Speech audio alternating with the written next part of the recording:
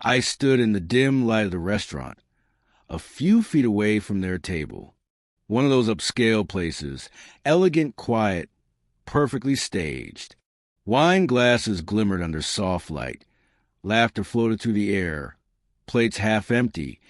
Tablecloths perfectly pressed. And there she was, my wife, in my hand, an envelope signed and sealed, divorce papers. My pulse was pounding, but my face stayed calm. I already knew everything. Every lie, every excuse, every look she gave me while hiding her betrayal behind a smile. Whatever could break me, already had. All that was left was the final point. Cold, precise, without emotion. She hadn't seen me yet.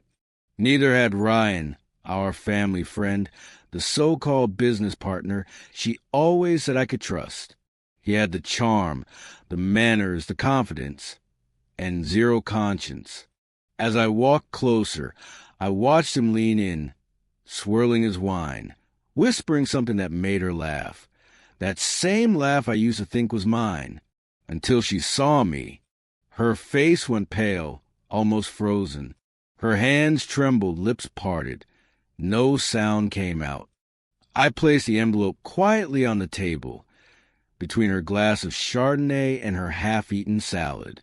She stared at it like it was a grenade, and in a way, it was one she'd armed herself. "Read it," I said calmly. Ryan shifted uncomfortably. You could tell he wanted to get up to escape, but he couldn't. Not now. She tore the envelope open, her fingers shaking. Her eyes moved quickly across the page, breath uneven. Then the tears came. Not a scene, not hysteria, just silent, helpless tears. I didn't know if it was guilt or fear or realization that it was truly over. "It's not what you think," she whispered. I didn't answer. There was nothing left to say. The truth had already spoken in messages, late-night calls, hidden transfers, and receipts she forgot in her jacket pockets. I'd been watching her for weeks, not for revenge, but for truth. I needed to know, to be ready. And I was.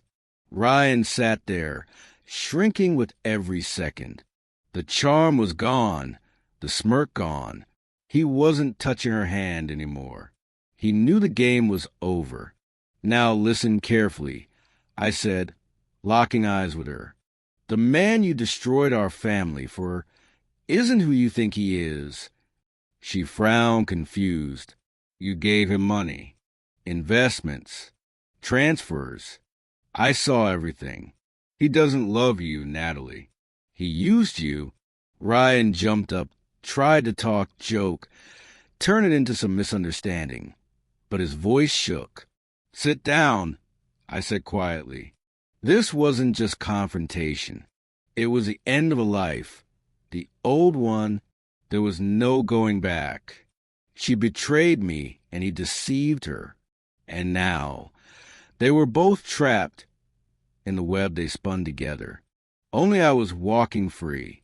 At first, I didn't notice anything wrong with Natalie. Just small things. She started coming home later. Her excuses were calm. Too calm. School ran late. Meeting for the art show. Colleague gave me a ride. Everything made sense. Her voice steady, logic perfect. And I believed her because I wanted to. We'd been married over 15 years. I thought I knew her. Her habits, her moods, her little rituals. How she took her tea with lemon every morning. How she hated when someone left a mug in the sink. I thought I knew her laughter.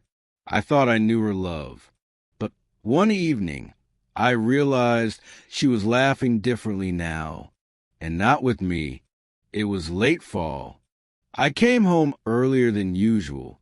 Meeting got canceled. Natalie said she was out with her students preparing for the city exhibit. Sounded reasonable. But when I opened the door, the house was empty. She didn't answer her phone. I poured myself some tea, sat down, and suddenly felt it. The air in the house had changed. Colder, quieter, like warmth itself had left with her. It wasn't the heating. It was her. I sat down at my laptop and opened the family photos. Us with the kids in Miami. She in the kitchen with dough on her hands. Me with a guitar I only took out once a year. Something in those pictures suddenly felt fake. Too perfect. Too neatly arranged for what people post on social. Then I saw her come back. Tired. On autopilot, she kissed my cheek, went into the bathroom, and I stood in the hallway staring at the closed door. For the first time in years, I felt nothing for her. No warmth, no joy, only cold. That's when it all began. I started watching, without scenes, without shouting, just watching. I wrote down when she left and where she said she was going. I checked when she came home and compared the times. She began to trip over details. One day, she said she'd been with Tanya. The next day, she mentioned having coffee with Vera in her kitchen. I said nothing. I just remembered. Then came the money. Small transfers from our joint account. Not like before. Not for kids' activities or birthday gifts. Round numbers. Clear. $25,000. $30,000. $40,000 in memos. Investment for friend's project. I asked what project. She looked at me and said, Art Space. I'm helping Ryan. I'd never heard the name Ryan in that way before. That's how he appeared. In the photos the private detective sent, Ryan looked the same every time. Neat shirt, groomed beard, casual confidence. He didn't grab her or act crude. No, he moved carefully. A hand on her arm, a smile, then an evening at a cafe. I held the printout from the surveillance camera in my hands. Natalie and him at the corner cafe on Maple Avenue. She leans toward him, laughing. He rests his hand on the table, closer to hers. I remember looking at it and feeling no anger, no pain, only fatigue. Something inside had burned out. I realized she wasn't mine anymore. Not because she slept with someone else, but because she stopped being with me. She stopped living beside me. Stopped talking, stopped feeling. She had left silently in her head long before the first bank transfer. I didn't make a scene. I didn't scream. I just began to collect photos, bills, messages, bank statements. I created a separate folder on my laptop and renamed it something practical. Renovation estimate. That folder held the whole truth. When you're a lawyer, you don't act rashly. You gather, and then you fire one clean shot. At home, we kept performing. She acted like everything was normal. I acted like I believed her. We had dinners with the kids, talked about homework, about movies. She pretended to laugh, and I pretended to hear it. But we weren't living. We were only waiting for the ending. I knew he would show up soon at the restaurant, at the exact table where I would place the envelope. After that, everything moved fast. I stopped asking questions. I started looking for answers. Quietly, methodically, without scenes or overt suspicion.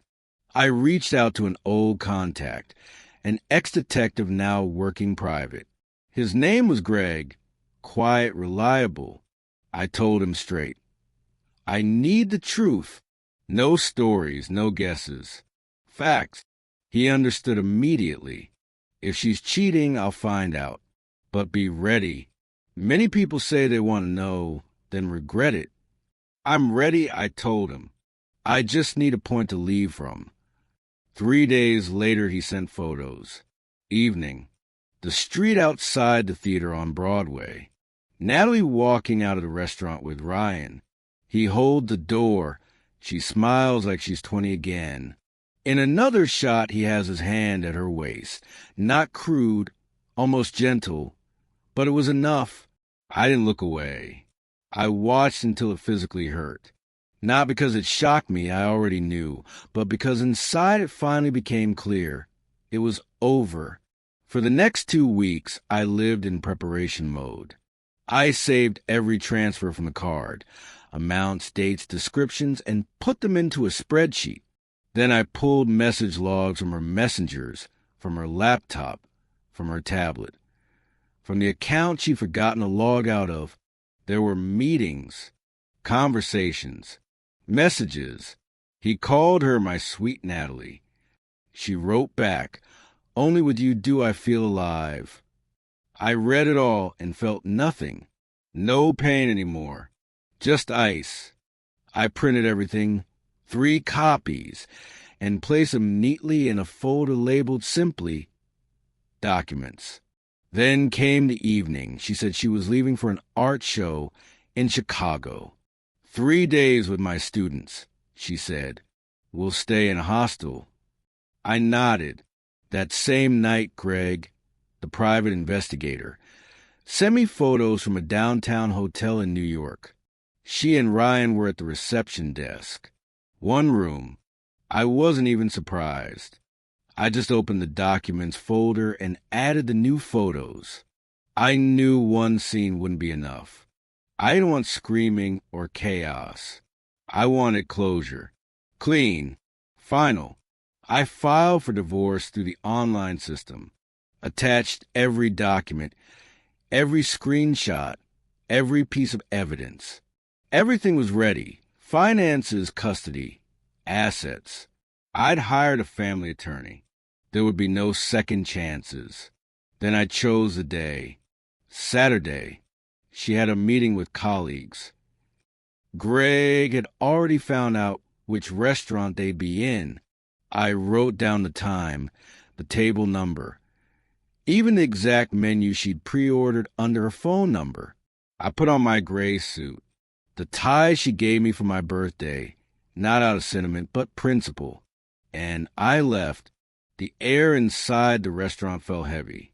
Crystal glasses, waiters in white shirts, soft jazz playing. But I only saw one thing, the table by the window. Her, Ryan, the wine glasses, the laughter, and her light blue dress, the same one I'd given her on our anniversary. She laughed, leaned toward him, not pretending, living the moment, and I walked toward them, each step cutting through the past. When I placed the envelope on the table, she flinched. Ryan tried to play it cool, but his hand betrayed him. They shook. He knew. It had started. "Open it," I said, calmly but firmly. She tore the edge open, reading as tears blurred the words. Then she looked up, and I saw not love, not guilt, not regret. I saw fear and loneliness. Then I said what she never expected to hear. The man you destroyed everything for betrayed you too, and you're about to find out how. You think you know who's sitting next to you? I asked. She blinked, confused. Her eyes darted between us. Panic flickered. She turned toward him, but he stayed silent, staring into space, like the air in the room had turned too thick to breathe. "What's wrong, Ryan? Why so quiet?" I asked. "Want to tell her yourself, or should I?" He started to get up. I placed my palm on the table. "Firm. Sit." The restaurant went dead silent. Someone stopped chewing. Someone froze mid-toast. It wasn't drama, it was stillness. "He's not who he says he is, Natalie." I said evenly. "I checked him out a long time ago. He's not a businessman, not an investor, not an art partner. He's a con artist. He has a different name, a different ID, and a long trail of scams, not just women, but investors too." She went pale. Ryan exhaled and closed his eyes. "You transferred over $40,000 to him in just 2 months, under the name Art Space. You know where that Art Space is?" I asked. "Nowhere. You know who else he promised that same project to? 3 other women before you. Same story, same script. That's not true, she stammered, but her voice was cracking. You just want to...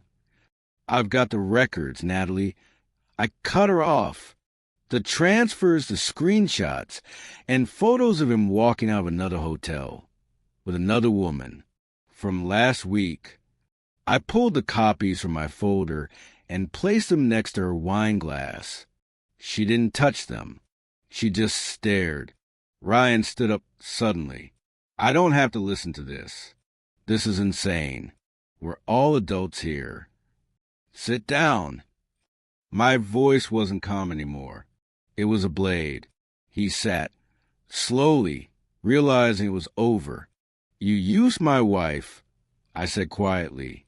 You played her like a teenager. Lied, pretended, manipulated, thinking no one was watching. But I was, from the very beginning. I stepped closer, leaned down. It's over, Ryan. Every file, every document, already with the investigator. And trust me, you won't just disappear this time like you did before. He froze. Natalie looked at him, truly looked. Maybe for the first time, her face changed. The realization hit, slow but deadly. Then something inside her broke. She turned away. I trusted you, she whispered. Ryan said nothing. He was done. I watched the scene. No triumph, no satisfaction. Only emptiness. No revenge, no anger, just the truth laid bare. I showed them who they really were. And then I left. As I turned to go, she grabbed my hand. Ethan, please wait. I looked at her, eyes swollen, lost. The woman I had spent half my life with was now a stranger sitting in front of me. You didn't need him, Natalie, I said quietly.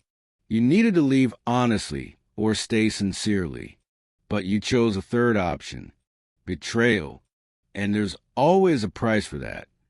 I pulled my hand away and walked toward the door. Behind me, I left not just her, but our entire life. I came home alone. No shouting, no tears. Everything that needed to be said had already been said, through evidence, through silence, through her eyes at that table. 2 days later, I packed my things, clothes, documents, a few boxes from the office, and most importantly, the kids. Not forever, but for now. I had to pull them out of that house before everything collapsed completely. I didn't want the kids to hear her crying at night. Didn't want them to see a woman I could no longer call my wife. No shouting, no fights. I simply said, I'm taking the kids for a while. You need to figure yourself out. She stood in the doorway, robe on, eyes red. Didn't argue, just nodded. When we left, she stayed there, small hunched, like a shadow of the person I once started my life with. I rented an apartment near their school, so we wouldn't have a change of routine. The kids didn't really understand much. My little one asked, Dad, is Mommy coming too? She will later, I said quietly. I never blamed Natalie in front of them. Never. I told them that adults sometimes get tired, make mistakes, and need time. The kids weren't part of this war. They were the only real thing we'd ever had. And I tried to protect that. While they slept, I'd sit in the kitchen, staring out the window. No fantasies, no what if, just replaying every step in my head, trying to see where it all went wrong, and realizing it had been wrong for a long time. We'd both drowned in routine and exhaustion in silence.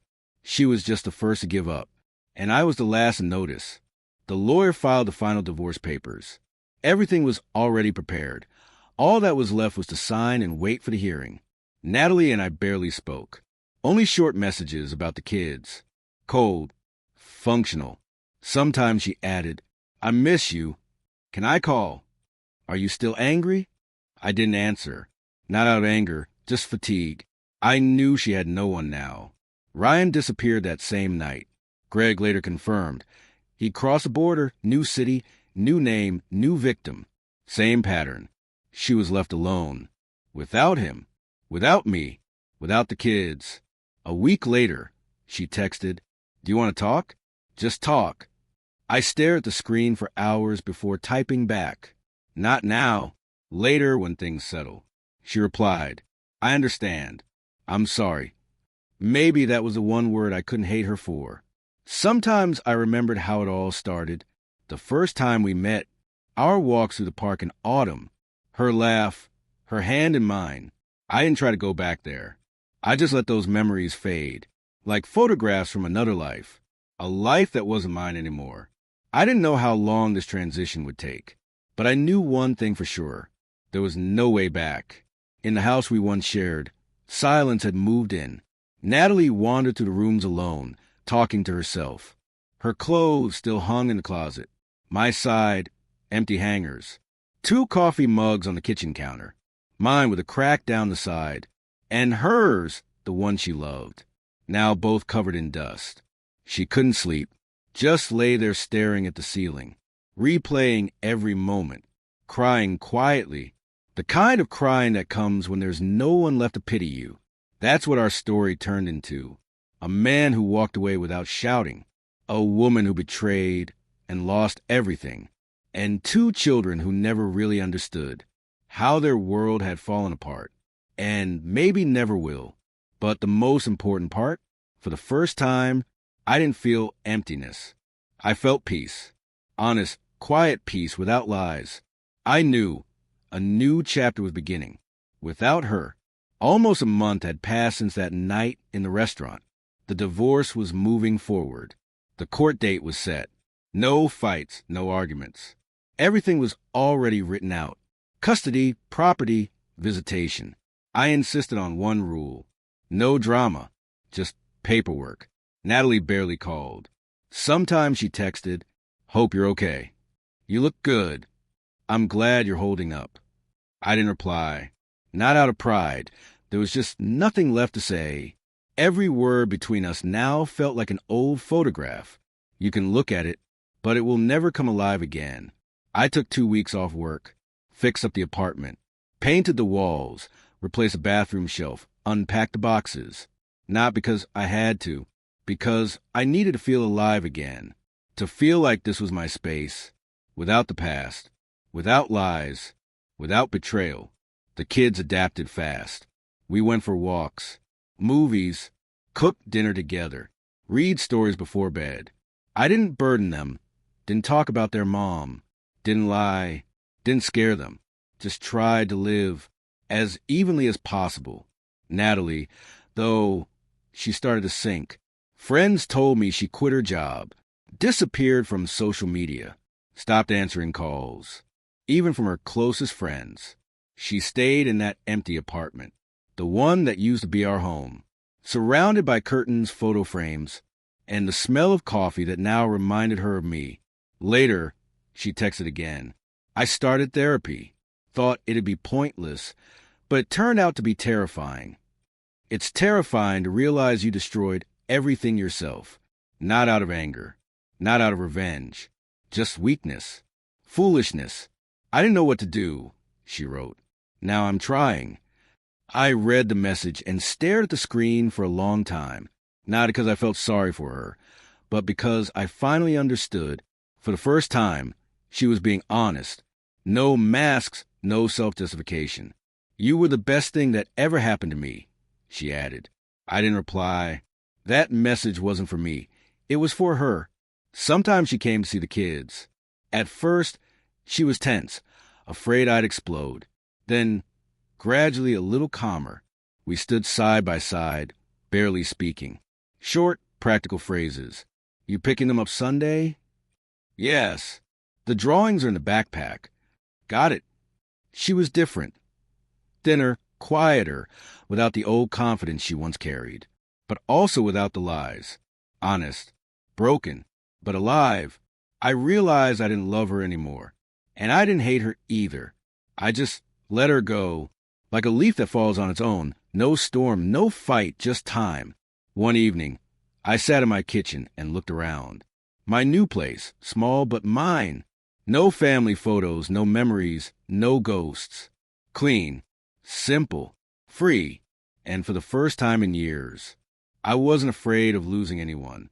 The court hearing lasted 27 minutes. Everything had been prepared. The forms, the signatures, the agreements. We sat across from each other. She wore a dark coat, no makeup, eyes tired. I wore a plain shirt, legal folder on my lap. The courtroom smelled of paper and old linoleum. When the judge said, "The marriage between Ethan Miller and Natalie Miller is officially dissolved," I didn't feel pain. I didn't feel anger. Just silence. Calm. Not cold. Honest. After the hearing, we stepped outside. The courtyard was gray, puddles on cracked pavement. She walked up to me. "Thank you," she said softly, "for not destroying me." I looked at her. The Natalie who once laughed in that blue dress across from another man, she was gone. In her place stood a woman who had lost everything and finally accepted it. "I didn't want revenge," I said. "I just don't belong to you anymore. This isn't revenge. It's freedom." She nodded. Her lips trembled, but there were no tears left. "I'll tell the kids gently," she whispered. "I still want to be in their lives." "That depends not on words," I said, "but on actions. They still have a chance to forgive you." "I don't." She didn't argue. And that silence, that was respect. 3 months passed. I didn't start seeing anyone. Didn't post vacation photos. Didn't try to prove anything. I just lived. Mornings, school drop-offs. Days, work. Evenings, home. A home where everything stayed in its place. Where no one lied. Where nothing hid beneath the surface. Where I could simply exist. Natalie went back to work. Part-time at the school. Kept seeing her therapist. Sometimes she texted about the kids. Simple things.